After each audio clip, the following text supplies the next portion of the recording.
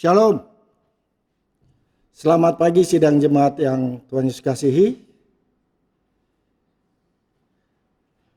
Kepedulian Tuhan, pemeliharaan Tuhan mempertemukan kita pada pagi hari ini.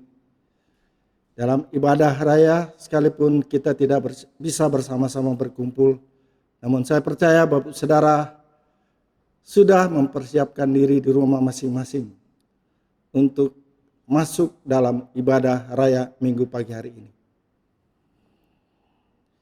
Sebelum kita masuk dalam firman Tuhan pada pagi hari ini, mari kita satukan hati kita berdoa memohon pertolongan Tuhan. Kita berdoa. Bapa dalam surga, terima kasih Tuhan untuk pagi hari ini lagi, di mana Engkau masih memberikan kami kekuatan, kesehatan, bahkan kerinduan untuk kami sama-sama membaca dan merenungkan sebagian daripada firman-Mu. Oleh sebab itu Tuhan, kami menyadari siapakah kami, dan kami mohon pimpinan pertolongan-Mu melalui kuasa Roh-Mu yang kudus, sehingga apa yang kami baca dan kami renungkan pada pagi hari ini, sungguh-sungguh kami dimampukan untuk mengerti maksud dan kehendak Tuhan bagi kehidupan kami. Terima kasih Tuhan untuk waktu dan kesempatan di mana Engkau berikan bagi kami lagi bersama-sama dilawat oleh kebenaran firman Tuhan. Terima kasih untuk orang-orang-Mu yang Engkau kirim mempersiapkan akan rekaman lewat video sehingga seluruh jemaat bisa ambil bagian di dalam ibadah raya pada minggu pagi hari ini. Seutuhnya Tuhan kami pertaruhkan waktu pemberitaan firman ke depan seutuhnya ke dalam tangan kasih Tuhan. Berfirmanlah ya Tuhan, karena kami sudah siap untuk mendengar sabda-Mu lagi. Di dalam nama Tuhan Yesus, firman yang hidup itu kami sudah berdoa dan mengucap syukur. Haleluya. Amin. Shalom sidang jemaat yang Tuhan Yesus kasihi. Mari kita buka satu bagian firman Tuhan yang sudah saya persiapkan dari Perjanjian Baru, Lukas pasal 6 ayat 27 sampai ayat 35. Lukas pasal 6 ayat 27 sampai 35. Saya akan membacakannya bagi sidang jemaat sekalian, sidang menyimak dengan seksama firman Tuhan ini. Lukas pasal 6 ayat 27 sampai 35, demikian kata firman Tuhan. Tetapi kepada kamu yang mendengarkan aku berkata, kasihilah musuhmu, berbuatlah baik kepada orang yang membenci kamu. Mintalah berkat bagi orang yang mengutuk kamu. Berdoalah bagi orang yang mencaci kamu. Barang siapa menampar pipimu yang satu, berikanlah juga kepadanya pipimu yang lain. Dan barang siapa yang mengambil jubahmu, biarkan juga ia mengambil bajumu. Berilah kepada setiap orang yang meminta kepadamu, dan janganlah meminta kembali kepada orang yang mengambil kepunyaanmu. Dan bagaimana kamu kehendaki supaya orang perbuat kepadamu, perbuatlah juga demikian kepada mereka. Dan jikalau kamu mengasihi orang yang mengasihi kamu, apa jasamu? Karena orang-orang berdosa pun mengasihi orang-orang yang mengasihi mereka. Sebab jikalau kamu berbuat baik kepada orang yang berbuat baik kepada kamu, apakah jasamu? Orang-orang berdosa pun berbuat demikian. Dan jikalau kamu meminjamkan sesuatu kepada orang, karena kamu berharap akan menerima sesuatu daripadanya, apakah jasamu? Orang-orang berdosa pun meminjamkan kepada orang-orang berdosa supaya mereka menerima kembali sama banyak. Tapi kamu kasihilah musuhmu dan berbuatlah baik kepada mereka dan pinjamkanlah dengan tidak mengharapkan balasan. Maka upahmu akan besar dan kamu akan menjadi anak-anak Allah yang Maha Tinggi. Sebab Ia baik terhadap orang-orang yang tidak tahu berterima kasih dan terhadap orang-orang yang jahat. Sampai sekian jawab bacaan firman Tuhan. Amin. Sidang jemaat yang Tuhan Yesus kasihi. Tema tahunan kita adalah kasihilah sesamamu seperti dirimu sendiri.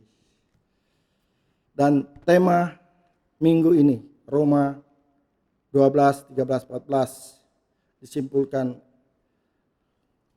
bahwa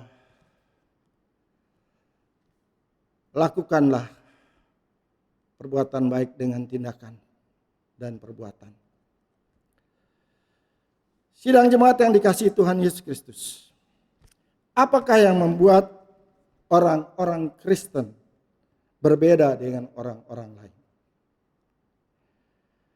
Begitulah yang ditulis oleh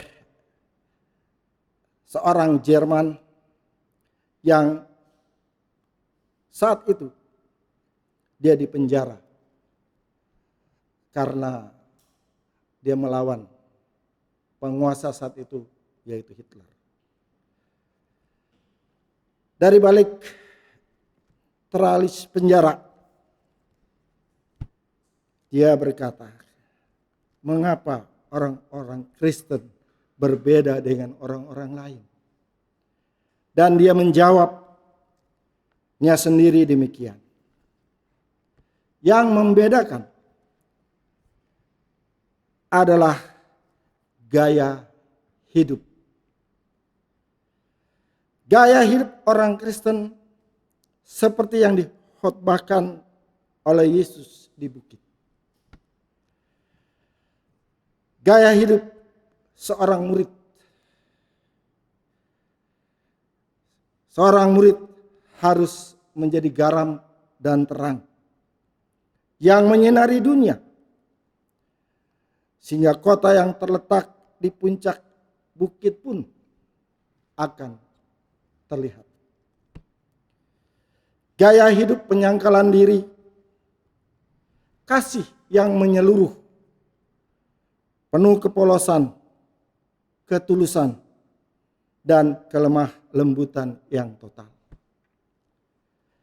Gaya hidup kasih yang tanpa syarat kepada musuh-musuh kita, baik yang tidak mengasihi kita maupun yang tidak layak dikasihi. Kasih bagi lawan-lawan agama, kasih bagi lawan-lawan politik, dan kasih terhadap lawan-lawan pribadi kita. Bapak, Ibu, saudara-saudaraku yang Tuhan Yesus kasihi. Itulah kasih yang terwujud pada salib Kristus. Adakah ketiga tali gantungan yang siap menjerat lehernya Bonhoeffer, ia tetap mengasihi Hitler? Kita tidak tahu. Tapi adalah sah bila kita bertanya, mengapa ia mesti melawan sang penguasa Hitler itu, bahkan ingin membunuhnya bila ia benar-benar mengasihinya? Bapak, Ibu, saudaraku yang Tuhan Yesus kasihi, apakah atau apa sih sebenarnya kasih itu? Friedrich Nietzsche juga seorang Jerman. Sebagai anak Tuhan, ia pernah mengutuk kasih sebagai perusak dan penghancur peradaban manusia. Kasih, begitu ia berteriak, cuma pantas buat mereka yang berwatak lemah dan bermental budak karena gampang menyerah dan mau diperlakukan apa saja tanpa bisa melawan. Lembek bagaikan bubur, ringkih seperti daun kering di musim gugur. Padahal kata Nietzsche, peradaban hanya mampu bertahan oleh orang yang memiliki hati teguh. Karena peradaban membutuhkan manusia super, berotak tajam, berotot teguh, berhati teguh, berkemauan keras, tak mengenal menyerah, bahkan pantang mengalah. Bapak, Ibu, saudara-saudaraku yang Tuhan Yesus kasihi. Kata kasih adalah kata yang paling sering diucapkan, tetapi juga paling banyak disalah mengerti orang. Sehingga kasih sering telah menjadi slogan kering dan pemulas bibir belaka. Mengalami inflasi dan devaluasi setiap kali. Lalu tinggal sebagai sesuatu yang emosional dan sentimental semata-mata. Pasif dan fatalitas, yaitu sikap cepat menyerah, mengalah, dan tak berdaya apa-apa. Bila kasih dimengerti seperti itu, maka jangan kita persalahkan Nietzsche bila ia menolaknya mentah-mentah. Benar seperti yang dikatakan Bonhoeffer, bahwa kasih yang benar terwujud hanya pada salib Kristus. Bapak, Ibu, saudara-saudaraku yang Tuhan Yesus kasihi. Pada salib Kristus itu, apa yang sebenarnya kita lihat? Yang kita lihat di sana adalah pengorbanan yang sadar dan sukarela, bukan korban yang tak berdaya. Di sana kita lihat adalah ketaatan yang sebebas-bebasnya, bukan fatalisme yang membabi buta. Yang kita lihat di sana adalah pengampunan bagi para pendosa, bukan toleransi terhadap dosa. Yang kita lihat di sana adalah sikap yang tegar menghadapi penderitaan, bukan terpaksa menerima penderitaan. Yang kita lihat di sana adalah peperangan habis-habisan, bukan sikap menyerah tanpa perlawanan. Itulah kasih yang sejati. Bapak, Ibu, saudara-saudaraku yang Tuhan Yesus kasihi. Pernah mendengar Ibu Teresia ketika beliau meninggal dunia, banyak air mata yang menetes dari mata orang-orang yang merasakan kehadirannya. Bahkan seorang pemuda Hindu mengakui, ketika saya memandang wajah Ibu Teresia, saya melihat ada Kristus di dalamnya. Sungguh suatu ungkapan yang luar biasa. Karena memang hidup Ibu Teresia telah menolong kehidupan banyak orang. Mengapa ia mau melakukan hal itu? Mengapa ia mau hidup untuk banyak orang yang sengsara dan sakit? Jawabannya adalah karena kasih. Kasih itu mengalahkan banyak hal. Kasih mengalahkan ketakutan. Kasih mengalahkan rasa jijik. Kasih mengalahkan rasa gentar. Namun kasih juga membangkitkan keberanian untuk melakukan sesuatu yang jauh melampaui apa yang kita pikir bisa kita lakukan. Firman Tuhan di dalam Yohanes 3 ayat 16, ayat yang sangat terkenal, mengatakan kepada kita, bahwa karya Yesus datang ke dunia ini dilakukannya semata-mata hanya karena kasih. Kalimat karena begitu besar kasih Allah akan dunia ini telah membuat kasih itu nyata dirasakan oleh setiap orang percaya. Karena kasih Yesus rela melakukan semua itu. Ada satu lagu yang syairnya berkata, "Ku mau cinta Yesus selamanya. Ku mau cinta Yesus selamanya. Meskipun badai silih berganti dalam hidupku, ku tetap cinta Yesus selamanya. Ya Aba, ya Bapa, ini aku anakmu. Pakailah seturut kehendakmu. Ya Aba, ya Bapa, ini aku anakmu. Pakailah sesuai rencanamu."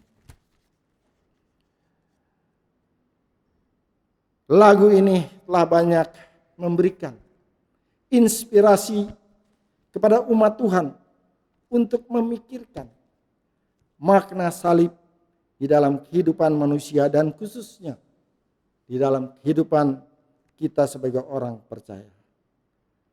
Oleh sebab itu, sebagai orang percaya, kita harus memikul salib setiap hari. Memang salib yang kita pikul seringkali terasa begitu berat. Sehingga seolah-olah kita tidak mampu lagi untuk menahannya. Namun kasih kita kepada Yesus dan sesama menghapus kelemahan kita. Bapak, Ibu, saudara-saudaraku yang Tuhan kasihi. Seorang ibu karena kasih kepada anaknya rela tidak tidur selama berhari-hari ketika anaknya itu sakit. Seorang ayah rela bekerja banting tulang demi menghidupi keluarganya juga karena kasih. Dan masih banyak lagi contoh lain yang bisa berikan untuk menggambarkan kasih itu. Sungguh kasih itu mengalahkan segala-galanya. Bapak, Ibu, saudara-saudaraku yang Tuhan kasihi. Jadi, kita dapat memahami bahwa ketika kita terpaksa memikul salib dalam kehidupan ini, salib tersebut akan terasa ringan apabila ada kasih yang memenuhi hati kita. Orang-orang Kristen di abad pertama tidak merasa gentar ketika mereka mengalami penganiayaan. Mereka berjalan menyongsong kematian dengan tegar. Mengapa mereka begitu berani?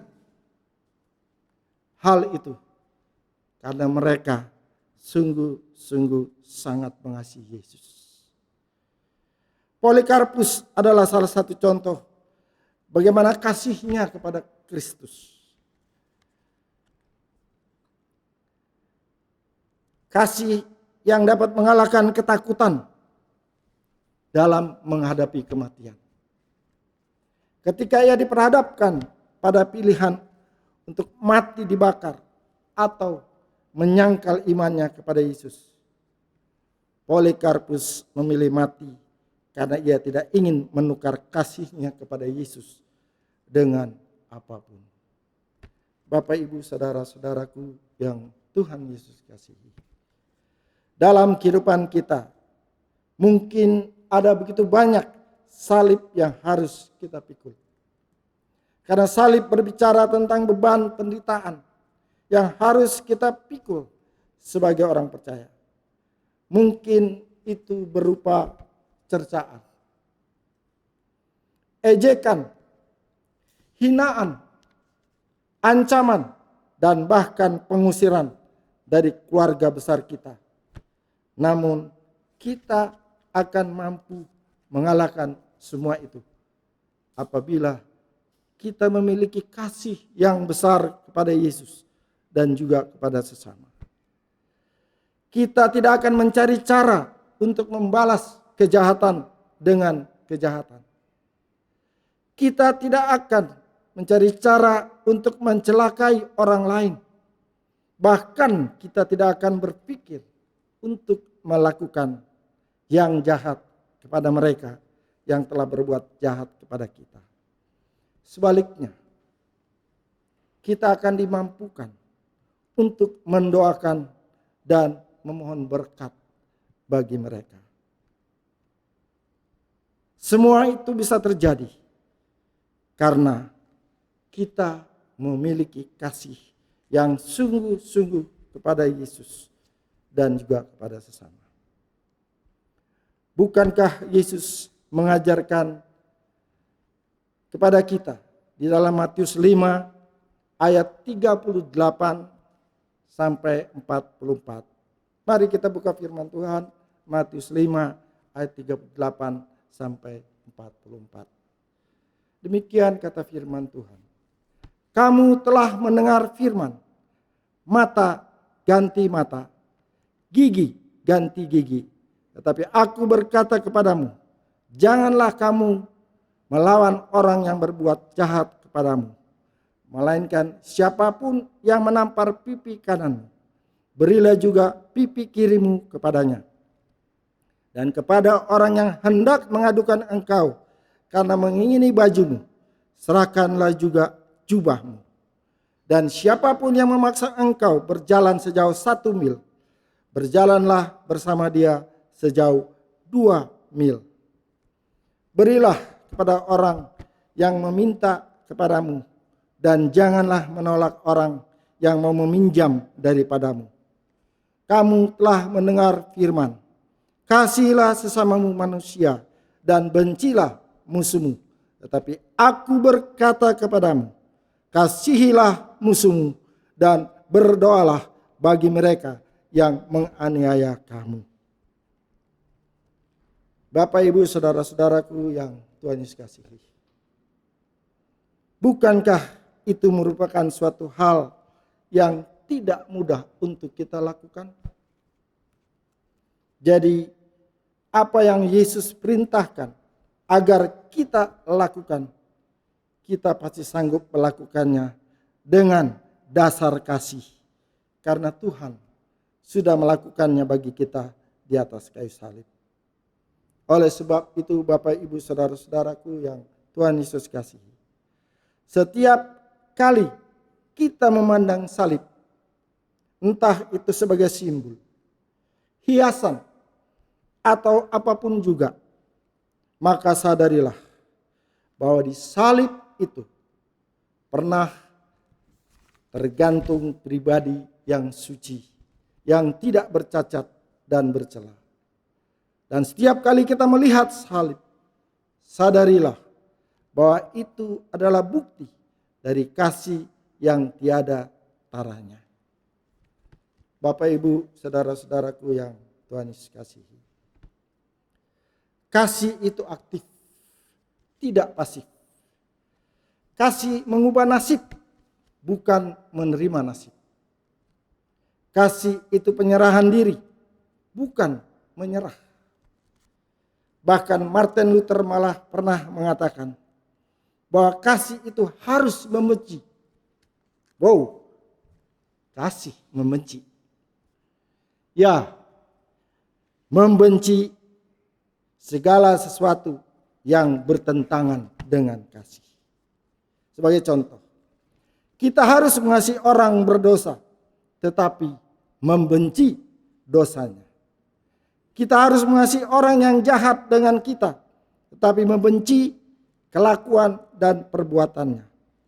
Itulah sebabnya Bonhoeffer tidak membenci Hitler sebagai pribadi, namun ia amat aktif melawan semua kebijakan Hitler. Bonhoeffer juga benar ketika ia mengatakan bahwa kasih itu membuat gaya hidup orang percaya lain daripada yang lazim. Mengapa? Yang lazim adalah kita menuntut orang lain, tapi kasih menuntut diri sendiri. Ketika Yesus mencanangkan hukum kasih, maka yang pertama-tama ia lakukan adalah memberlakukan itu pada dirinya sendiri. Dan itulah yang terjadi di atas kayu salib. Pewujud nyataan dari kasihnya kepada Allah Bapanya yang melebihi semua, dan kasihnya kepada manusia yang tiada batasnya. Yang lazim adalah mengorbankan orang lain bila terpaksa demi kepentingan diri kita sendiri. Tapi kasih sebaliknya, mengorbankan diri sendiri bila perlu demi kepentingan orang lain. Yang lazim adalah mengasihi karena Wayan mengasihi Made karena ia cantik, molek bagaikan bidadari. Atau Tiur mengasihi Monang karena ia baik hati, lagi pula kaya luar biasa. Mengasihi karena dan karena. Yang lazim adalah mengasihi supaya. Orang tua mengasihi anak-anaknya supaya kelak anak-anaknya mengasihi mereka di hari tua. Parto mengasihi Parti supaya Parti membalas kasihnya pula. Sebab tak mungkin bertepuk sebelah tangan, bukan? Bapak, Ibu, saudara-saudaraku yang Tuhan Yesus kasihi. Tapi yang tak mungkin itulah yang justru dilakukan oleh kasih yang sejati. Karena kasih yang sejati tidak mengasihi karena atau supaya, melainkan kasih yang sejati mengasihi meskipun. Itulah yang dilakukan oleh Tuhan Yesus. Tuhan Yesus mengasihi kita meskipun kita tidak layak untuk dikasihi. Tuhan Yesus mengasihi kita walaupun dia harus menderita demi keselamatan kita manusia yang berdosa ini. Itulah sebabnya Tuhan Yesus mengatakan bahwa kita harus mengasihi mereka meskipun mereka adalah orang-orang yang membenci, bahkan yang menjadi lawan kita. Bahkan kita harus mendoakan mereka dan memberkati mereka. Bapak, Ibu, saudara-saudaraku yang Tuhan kasihi. Sekali lagi, setiap kali kita melihat salib, sadarilah bahwa kita dipanggil untuk menjadi saluran kasih bagi sesama kita. Sehingga orang lain akan merasakan sukacita dan damai sejahtera dalam hidupnya. Tanamkanlah kasih itu karena Tuhan Yesus mengasihi kita dan sudah mengorbankan segalanya bagi kita. Oleh sebab itu, kasihilah bukan karena atau supaya, tapi kasihilah meskipun, seperti yang Tuhan Yesus sudah lakukan. Kiranya Roh Kudus menolong kita untuk melakukannya lewat hidup dan kehidupan yang Tuhan masih percayakan bagi kita. Tuhan Yesus memberkati kita melalui firman-Nya. Amin. Kita akan berdoa untuk firman Tuhan. Bapa dalam surga, terima kasih Tuhan, hamba-Mu sudah berhenti berbicara.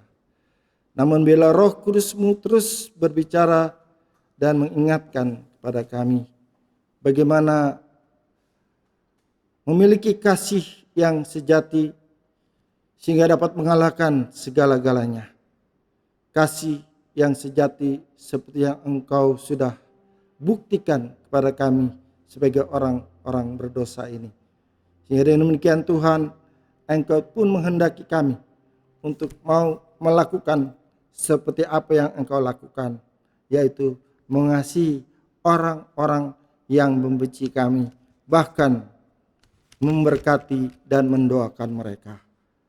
Roh Kudus kiranya menolong dan membantu kami, karena tanpa Roh Kudus-Mu kami tidak dapat melakukan itu semua. Terima kasih Tuhan, terpuji-pujilah Engkau. Di dalam nama Tuhan Yesus kami sudah berdoa dan mengucap syukur kepada Bapa di dalam sorga. Haleluya. Amin. Sidang jemaat yang kekasih, kita akan mengakhiri ibadah kita pada pagi hari ini. Dan sebelum kita menerima doa berkat, kita angkat satu pujian. Ku mau cinta Yesus selamanya. Kita akan nyanyi lagu ini 2 kali. Setelah yang kedua kali, saya jemput sidang jemaat bangkit berdiri.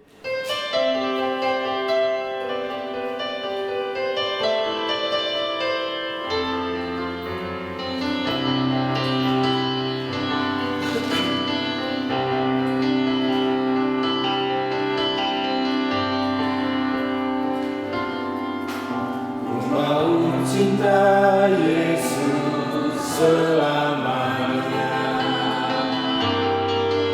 Ku mau cinta Yesus selamanya.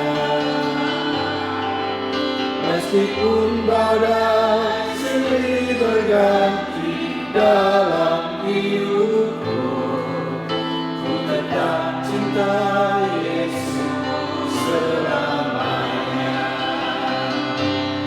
Ya Aba Bapa, ini aku anakmu, layakkanlah seluruh hidupku. Ya Aba Bapa, ini aku anakmu, pakailah sesuai dengan rencana.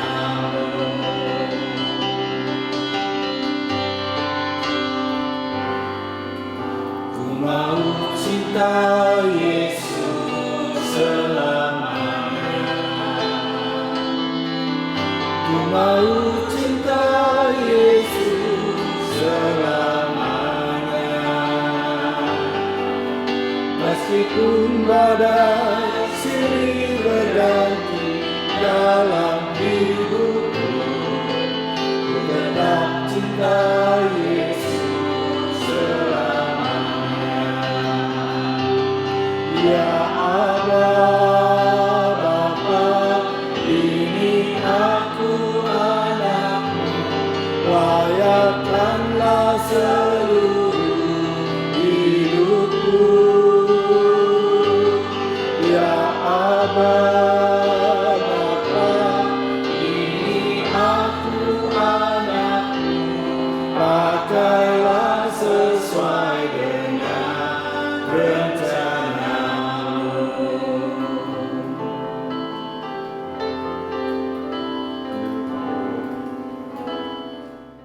Sidang jemaat yang Tuhan Yesus kasihi, pulanglah dan terimalah berkat. Biarlah kasih, karunia, dan damai sejahtera dari Allah Bapa di surga, serta kasih yang berlimpah-limpah dan kepastian keselamatan dari Tuhan Yesus Sang Putra, dan dalam pemeliharaan, penghiburan, pertolongan melalui Roh Allah yang kudus, kiranya memperbarui berkat-Nya atas sidang jemaat sekalian, mulai daripada siang hari ini sampai Maranatha, Tuhan datang kembali. Amin.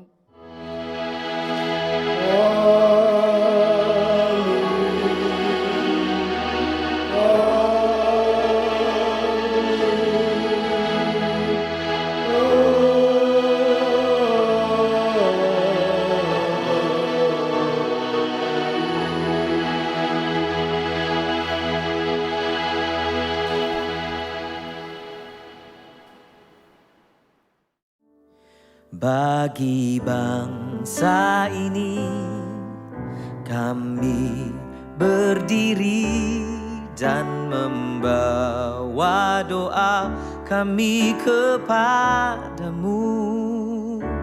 Sesuatu yang besar pasti terjadi dan mengubahkan negeri kami.